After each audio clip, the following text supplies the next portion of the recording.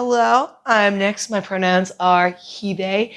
I'm a current student at the University of Calgary in Kines, but I'm also a local Calgary artist, and welcome to my space.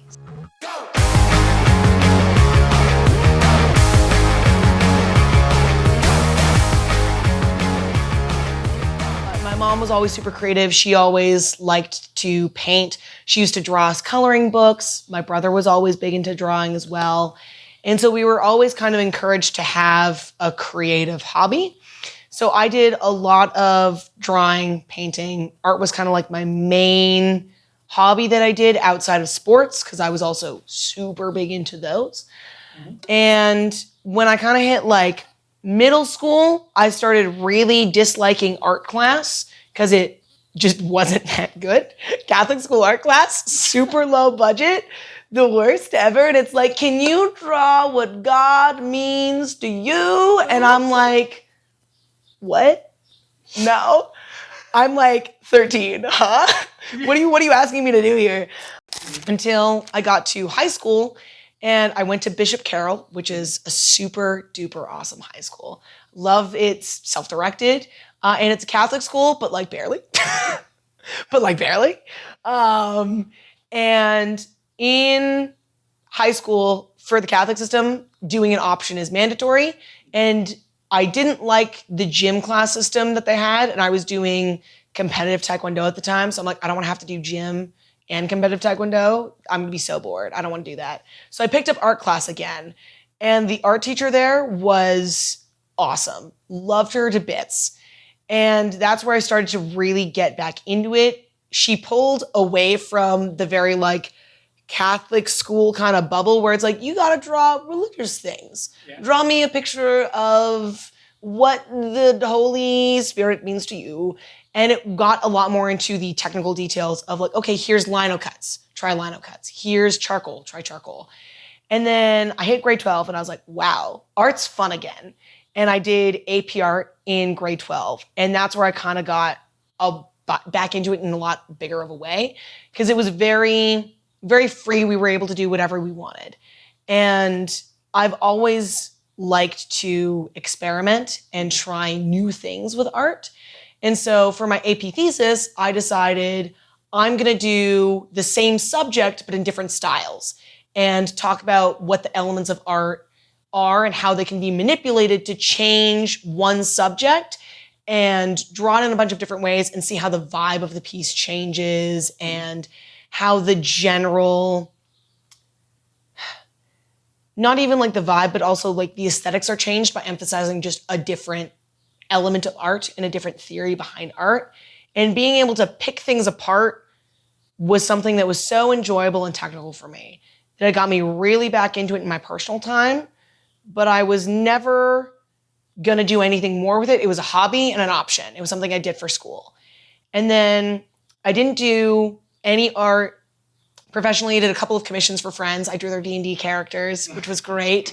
I did so many D&D character art. I did like a cool Minotaur. I did a guy who was a warlock, but like for trains. So he had the spirit of a train conductor in his pocket watch. That was a fun one. Drew a lot of tieflings. Of course I did. I did a couple of like posters for party art as well for like friends through Discord. But I was like, I'm not going to do any professional work. I only did work for myself until I started going to the Christmas craft show. And there was an artist, Tobias. He's my #1 favorite ceramicist. And every year I buy a mug from him. And I've bought a mug from him every year since I was like 18. And every year he's like, okay, you clearly like my stuff and you talk about like art a lot when you're at my booth. What do you do? And I'm like, oh, well, I paint sometimes. And he was like, okay, show me your work. And then I would show him my work and he'd be like, well, I really like this element of this. You've improved since last time. Great. Then the next year, the same thing would happen. I'd be like, Tobias, I'm buying a mug from you. He'd be like, okay, great. How's your artwork going? He would always check in. And then the last time I saw him at Christmas, I got there and he was like, how are things going? What are you working on? And I just started working on doing larger scale pieces of doing bugs that were illustrative and fun. But yeah, I'd started doing larger than life impressions and illustrative works of larger bug pieces. And I showed a couple of them and he went, this is awesome. When am I going to see you on this side of the market? And I went, what? He was like, no, I'm serious here. A market is only as good as the people selling. You've got work that is quite good quality and people would buy. You should sell. And I'm like, nah, it's not that good. And he was like, but it is though. Next year, if you haven't done a market, there's going to be a more serious conversation here as to why you're not doing this. Because you clearly like it, because you tell me about it every year. And I was like, I don't know what you're talking about. And then I ignored it for a couple of months. And then I was like, but what if I did? And then I was talked to by a couple of my friends, Finn and Daniel. Danny is a friend of mine. He does a lot of embroidery work. And he sells at markets pretty regularly, does a lot of commission work. That's half of his income is his own commissions. And he was like, you could do a market. It'd be fine. You should try it. And I went, are you sure? Are you sure I can do a market? He was like, yeah, you should do it. And then the post for the punk rock flea market went up and I went, fuck, it was the worst that could happen. It's like $50 if I pay for the table and it doesn't work out. Whatever. So I applied. And then was like, nah, I'm not going to make it in. I don't have to worry about it. It's not even going to happen. Then I got an email like a month later that was like, hello, you have a table. And I was like, what now? And so went out on a limb, paid for the table, split it with my friend, and sold, and ended up doing pretty well in the market. I'm not going to lie. I did pretty well. I made a little bit on it. And it was a lot of fun. I really enjoyed it. I loved getting to see other artists work, and I got to do like an art trade, which was really fun. It was really awesome to also be alongside artists that I'd already bought work for at previous markets on previous years and be like, oh, well, I'm beside them like a peer. That's really cool and interesting. And it's something that I want to, keep doing, exploring again in future and try and do bigger and better markets. See how it goes. Cool. Try it out. There's always like a part of me whenever I went to markets that were like the Christmas craft show or the like one-of-a-kind show, where it's these grandiose like $1,000 pieces, where I'm like, these are incredible passion projects that these artists have poured months, weeks, years of their life into to make this piece into something valuable for somebody else. And there's a part of the artist that is in that canvas. And if someone buys that work, it goes home with them. And they get to take that work, and it's a little bit of a mark of the artist and a little piece of their soul, in a sense, that gets to go elsewhere and make a mark on other people's lives. Mm-hmm. I thought it'd be really awesome if I could do something like that and put a piece of myself that was so striking to someone that they wanted to take it home with them and take that piece of myself and keep it with them and be part of their world and part of what they saw as beautiful or worthy. Yeah. And that was really interesting and appealing to me. And then there was always like but that's too much work. I can't do that. And then hearing from an artist that I respected and loved the work of so much say, no, you should probably do this. Like, this would be very doable for you and you'd be very good at it. Was like just enough of a push to make me try. And then even then, doing the market, I was like, this is just going to be a one-off thing. I'm not going to do this again because it's not going to go well. It'll be fine. And then I did do well. And I was like, okay, so it is possible. I was lying to myself. Interesting. Good to know.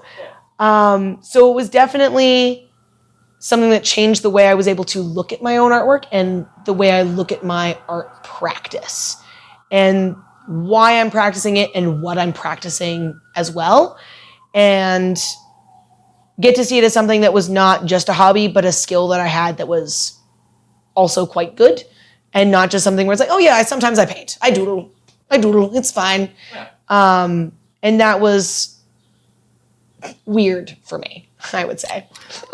It's really funny. When I was a kid, hated horror. Yeah. Hated it. I was afraid of the dark. I was afraid of heights. Did not like horror at all. And then I read a graphic novel rendition of Frankenstein. And it's such a beautiful book. I think it's illustrated by the same person that illustrated, fortunately, The Milk. And it's like a horror ABCs book. I'm forgetting the name of the artist. It's gonna come to me. But it was a graphic novel rendition of Frankenstein. And I read it cover to cover. And it was just a little bit spooky.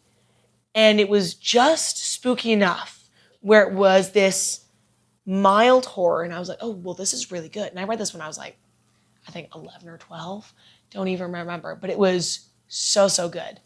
And the storytelling that was able to be, the way the story was able to be told, because there were feelings that were real and unpleasant embedded in the story, and it was shown and not told, was so good. It made the story so much better. And I'd never been able to like sit through and read Frankenstein itself. I had it on my shelf, never able to sit through and read it. But being able to see it in a graphic novel form where only the letters were written out, because there's a ton of letters in that book. And so all of the letters were written out in like a scrawled pen, and like the handwriting changed depended on who was writing the letter. And when the characters were frantic, it was like the writing itself got more scribbled. And so it made it so, so much better. And I was like, wow, this was incredible. And I talked to my parents about how much I loved it. And my mom was like, oh, here's another book you'll like then. And it was a book, Mr. Be Gone. And Mr. Be Gone is an incredible book where you're reading a book where there is a demon trapped in the book who's telling you his life story, who's trying to convince you to burn the book because he wants out of the book.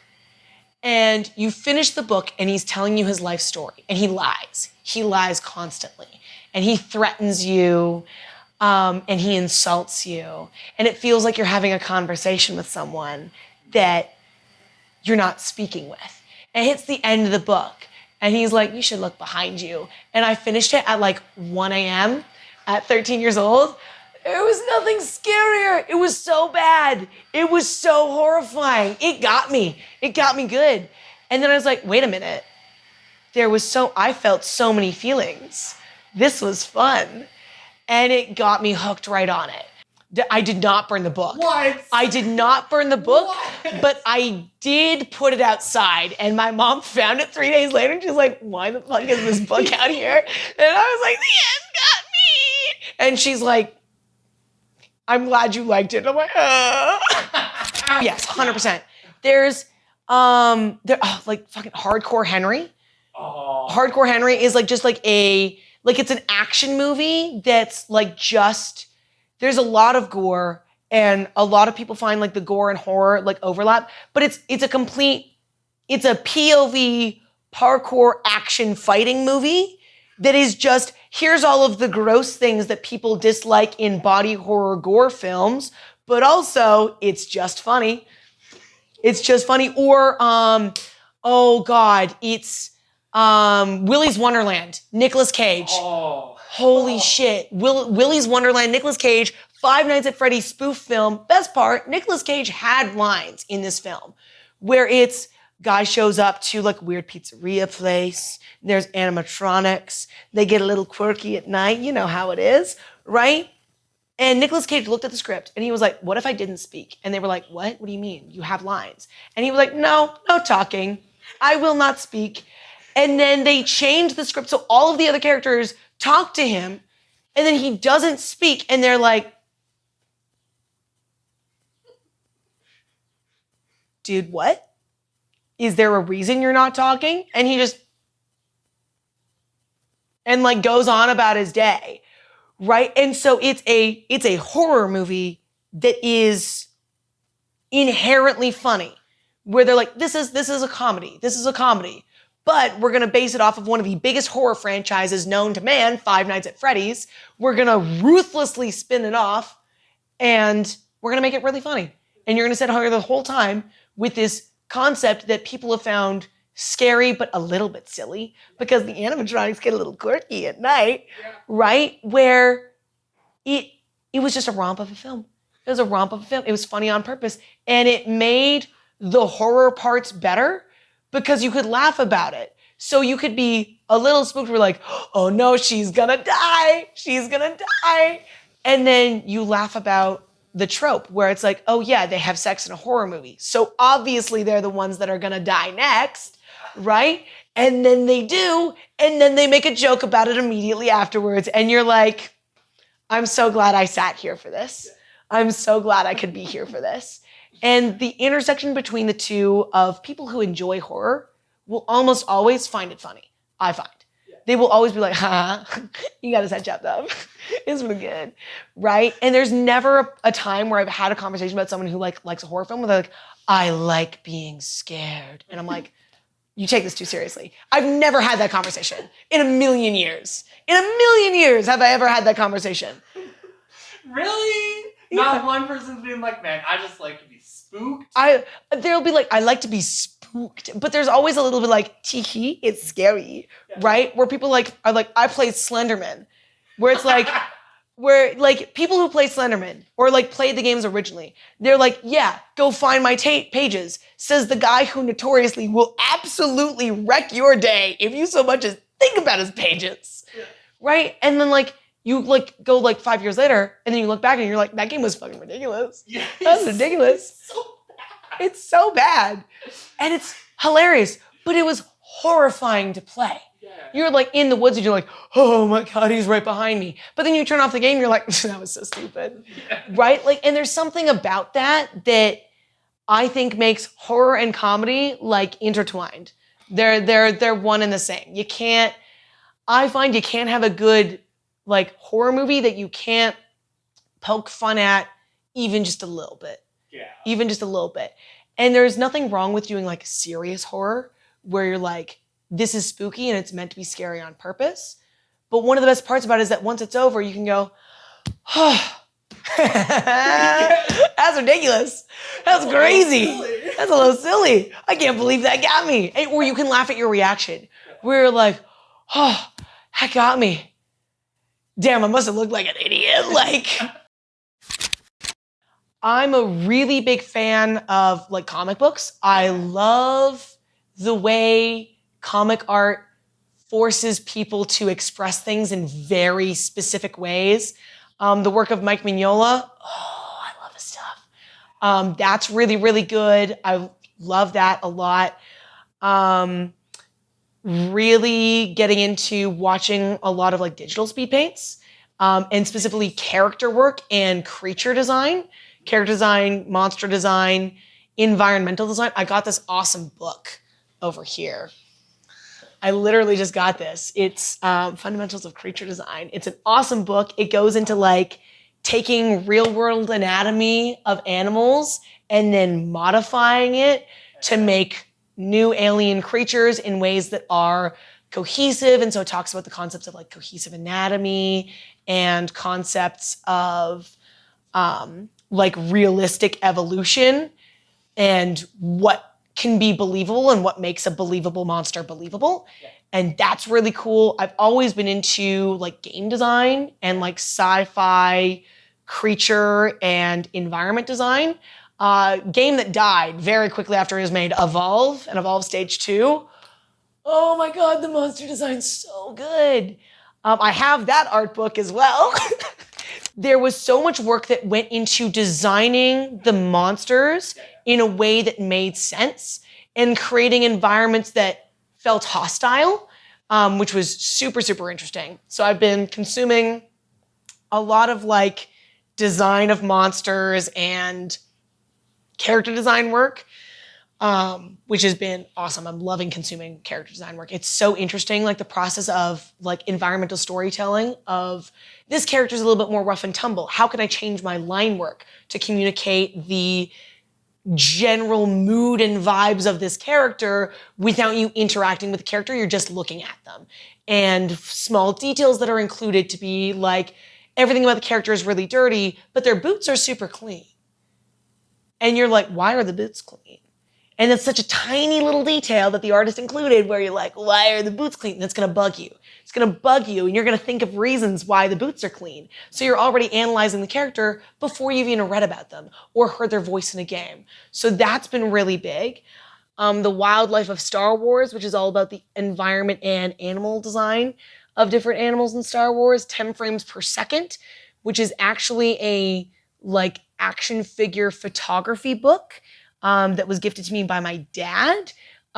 It's an amazing, amazing book, but Johnny Woo, amazing photographer, who like does like photography of action figures and toys that then tell stories, and it's incredible.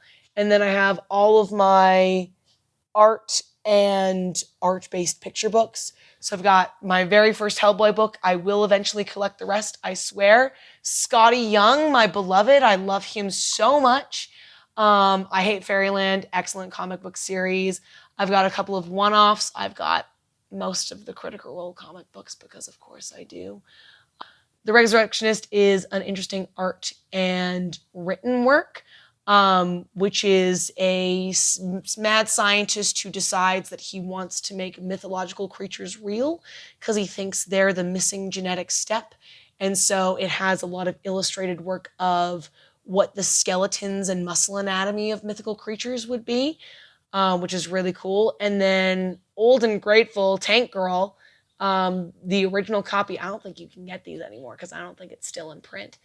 But Tank Girl is it's inspired so much. It's like, if you look at the art in this guy, it's one of my favorite things to look at, visually speaking, because it's so gritty. It's so gritty and it's ugly and it's got anatomy that doesn't make sense. And it's about a woman who uses pre-constructed notions of femininity like a wonderful weapon and joke. And it's so great. This book, I've read this book a lot. I've looked at the art in this book a lot. It's real funny. It's comical. It's great if you can find a copy of this thing. But yeah, my very small comic collection that I will eventually expand back out again. League of Extraordinary Gentlemen 1 and 2 because 3 was kind of bad. Saga's an ongoing series. It's not done yet. I love a space opera. It's great. And then Skull Kickers with Jim Zub. Great artist. Stevens, Buick, Coates.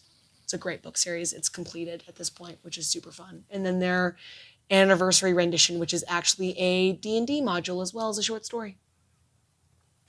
100%. Like the big thing that got me was especially making things that other people found disconcerting into something I found pretty was really big for me and something I found I immensely enjoyed. A lot of my artwork features skulls. It's very morbid. It's got a lot to do with like death, and people are like, it's a skull. It's kind of uncomfortable. And I'm like, but it's so awesome and cool though. And also it's so beautiful. There's so much that your bones do. Bones are an awesome thing.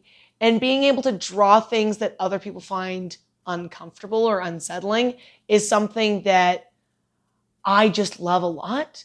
There's something about the creepy that I love to portray.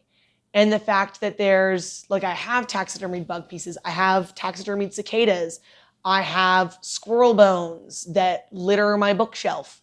There's something about, well, here's a thing that's uncomfortable and meant to be disconcerting that I find comforting. That being able to illustrate that just kind of felt right. And in a way, it lets me speak to other people who did not find comfort in a lot of ways in typical things where, especially, middle school and high school, where I was like, I've got a gender, that's for sure. Gender's a thing I've got. It exists in a way. It's in my pocket. It's in my pocket. It's in my pocket. I've got a gender. Mm-hmm. And the fact that it was not something I could find comfort in, and I couldn't relate to a lot of people. All of the people that I could relate to were all like, man, bugs are pretty cool, right? And I'm like, yeah, they are. Yeah, they're cool. let's go. And then I could find another way to connect with these people of being like, you think bugs are cool? Look at this fucking sick bug I drew. Isn't it great? And it just kind of, I think, brought me to closer to a lot of my friends, especially Daniel, who was like one of my best friends in high school. That's where we met. He was really, really into bugs and oddities. That was like most of what he found inspiration in, and like includes a lot of actual animal bones in his artwork where he'll embroider around them. A lot of the space where we were able to connect was he was able to educate me and show me oddities, which was not something that I'd had, where he gifted me my first bug taxidermy and showed me like my first bug sellers and gave me my first bones. And it was a great way that we could then, you know, share artwork and experiences and find a common ground to like build that friendship off of, was both enjoying horror and horror elements and then being able to make art about it, where we were able to collaborate on things that we found spooky and fun. Give you bones? Yeah, I've got good friend. Yeah, I've got squirrel bones from him. Oh, did he like find them or did? Yeah, no. Dan cleans his own roadkill, and then I got in here, I've got little jars of oddity jars with bones that he's given me, which are great. I love my little oddity jars. They've got rabbit bones. This one's got 2 sparrow skulls in it as well. So they're in there. They're super great. I love experimenting and doing different things. I still really enjoy doing photorealism. That's a practice that I really enjoy. There's something about it that's very mindless for me, where I can take a thing and I just want to capture as much of it as I can. But at this point, I like to take something that I can see very easily, capture as much of it as well as I can, and then shift it a little bit to the left. And that's something I really enjoy. The uncanny valley is a fun place to be, and I like making things that are kind of in that zone. Recently, I've been practicing a lot more with color and making cohesive palettes and learning how to make things that work collectively as a series or that have like similar motifs. I want to get better with like compositions for general pieces and including things that have more background work as well, but still have a little bit of that like kind of spooky nature to them that are a little bit disconcerting.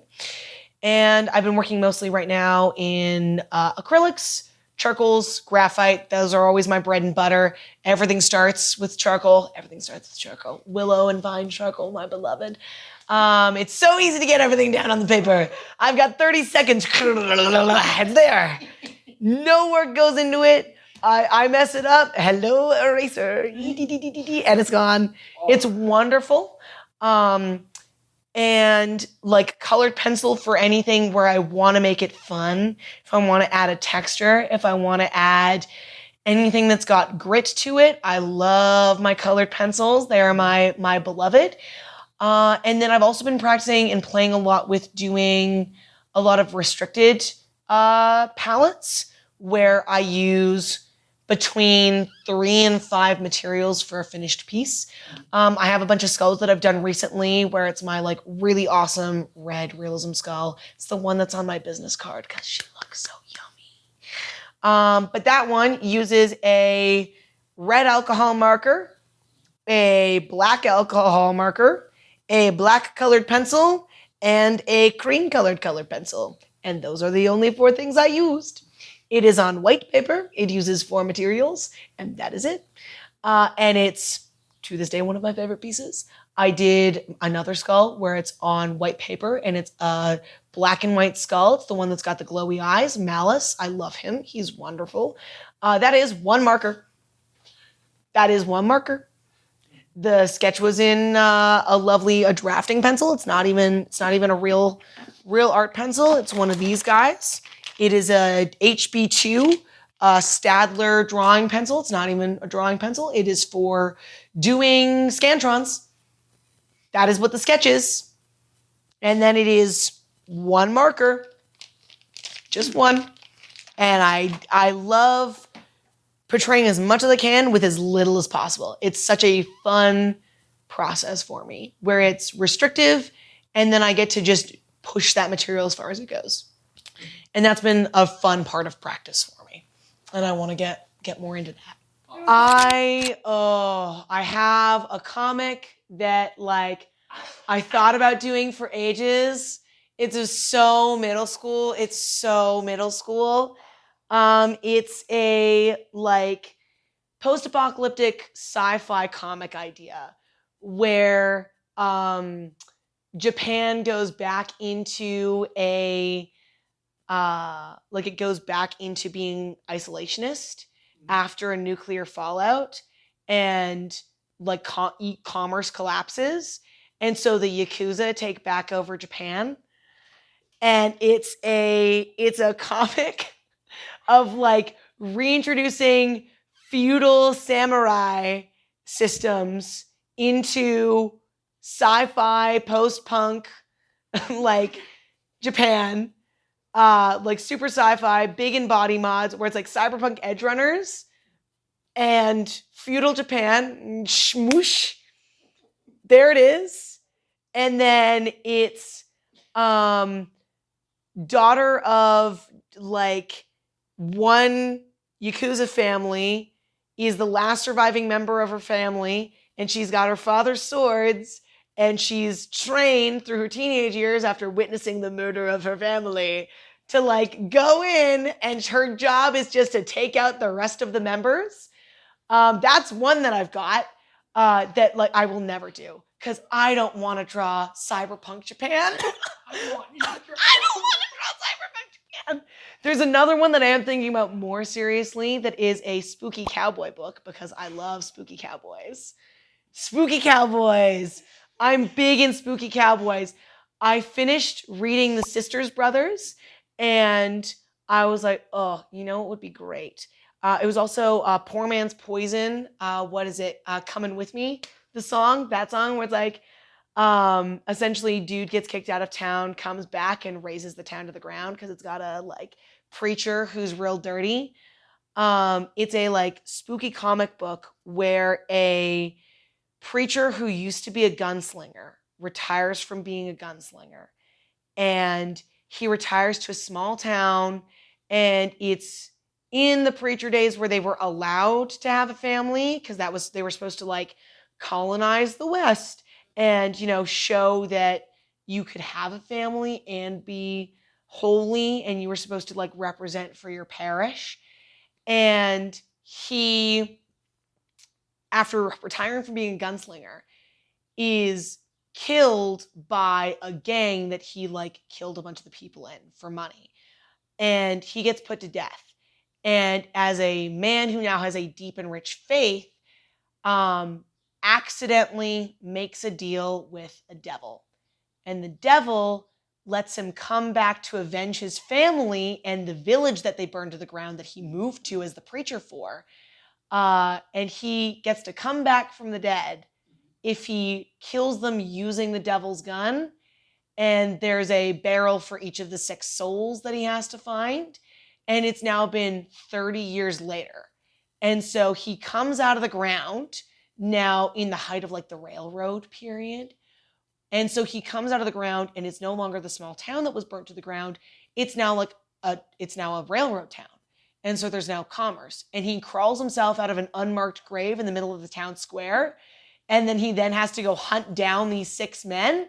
And that's the comic, 6 issues, plus 1 for his coming back in the setup. So it's 7 like little mini stories of him hunting down these 6 guys. He kills the last guy, and then he dies. And then he dies because his deal is done. Deal is done. And that's the whole comic. And I've been like playing with making it, and I'm like, maybe I should, because it would be super fun. It'd be so good. It's so good. And I used to go to Catholic school, but I also like horror movies now. Crazy how that works. There's not a single book or piece of media that's done like that before. Yeah. But I love a good coming back from the dead, like Pale Rider. Oh, love Pale Rider. I love my old cowboy stories where it's actually the gunslinger's a ghost. Why cowboy? Cowboys. Come on. Oh, I love, oh God, what's the other one? A Mule for Sister Mary. Oh, I love old cowboy films. You're right. You're Oh, right, and I hate it. Like grudgy cowboy who's like, I'm a gunslinger, but I don't want to be. I'm a terrible person, but here's my soft interior. I do this for the good of the town. Innocent people. Also, I'm a ghost. And I love the gritty cowboy stories. There's something about it. It brings on the spooky elements and like all of the little folklore pieces. But there's also something about the cowboy era where it's like, cowboy. It's a cowboy. How do I solve my problem? Gun. It's a cowboy. It's great. Love cowboys. Thank you so much for watching this video. I really appreciate you sticking through. I know it was a bit long, but I really enjoyed talking to Nix, and I think he's really interesting. So he's definitely worth a follow if you get a chance. You can find his Instagram right here. And I think his next appearance is going to be at the punk rock art market. So if you're in Calgary, check it out. That being said, thank you again, and don't work too hard. Don't die. Bye.